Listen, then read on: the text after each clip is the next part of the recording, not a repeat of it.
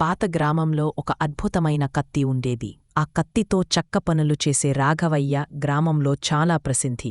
ఆ కత్తి ఎంత పదునుగా ఉండేదో మాటల్లో చెప్పలేనిది. రోజులు గడిచాయి, నెలలు గడిచాయి. రాఘవయ్య అదే కత్తిపో పనిచేస్తూనే ఉన్నాడు. ఒకరోజు చెక్కను కోస్తూ ఉండగా కత్తి అకస్మాత్తుగా ఆగిపోయింది. ముందులా కోయలేకపోయింది. రాఘవయ్య కత్తిని చేతిలోకి తీసుకొని చూసి నెమ్మదిగా అన్నాడు, అంత పదునైన నువ్వు ఇప్పుడు ఇలా అయిపోయావా? కత్తి మాటాడలేదు. కాని రాఘవయ్యకు అర్థమైంది, ఇది కత్తి తప్పు కాదు, సమయమే దీన్ని మందం చేసింది. ఆకాశం వైపు చూసి అతడు అనుకున్నాడు, మనిషి కూడా ఇదే. ఎంత బలంగా ఆత్మవిశ్వాసంగా ఉన్నా సమయం కొన్నిసార్లు మనల్ని బలహీనులను చేస్తుంది. ఆలోచనలో మునిగిపోయి కత్తిని పదును పెట్టాడు. కొంచెం శ్రమ, కొంచెం ప్రేమ, కొంచెం శాంతి. కత్తి మళ్ళీ పాత కాంతిని పొందింది. రాఘవయ్య చిరునవ్వుతో అన్నాడు, ఏదీ శాశ్వతం కాదు, కష్టం కూడా కాదు. పదును పోయిన కత్తిలా మన జీవితమూ తిరిగి మెరవగలదు.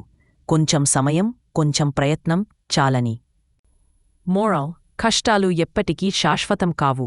సమయం మారుతుంది, మన బలం తిరిగి వస్తుంది. నెమ్మదిగా అయినా ముందుకు వెళ్లడం చాలును. ఫ్రెండ్స్, కథ హృదయానికి తాకితే ఒక లైక్ చేయండి. ఇలాంటి మరిన్ని కథల కోసం మా ఛానల్ను సబ్స్క్రైబ్ చేయండి. మీ లైక్ మా కథలకు కొత్త పదునిస్తుంది.